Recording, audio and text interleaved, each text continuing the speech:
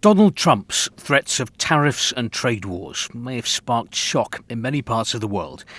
But listen to what the Russian papers this morning are saying. Izvestia claims that Russia might even profit from a new trade war. A rise in global energy prices is good for Russia's state budget, and China will have to supply our market with even more products at more acceptable prices. The headline in Komsomolskaya Pravda: "The planet is marching towards a crisis.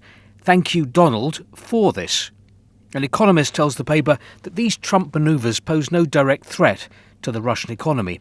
The level of our trade with the USA is almost zero. The paper also suggests there are pluses for Russia from Trump's actions. High tariffs may result in a reduction in trade between the US and China, so the Chinese will seek out Russian goods more actively.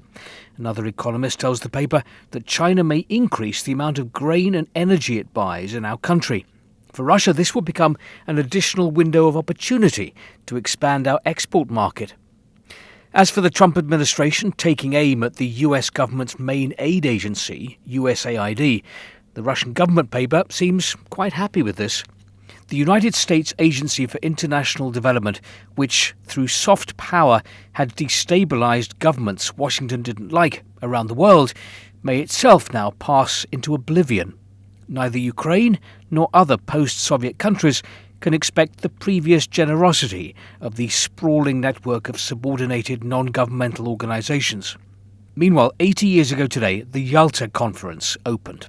This is where, towards the end of World War II, Churchill, Roosevelt and Stalin agreed on the post-war international order.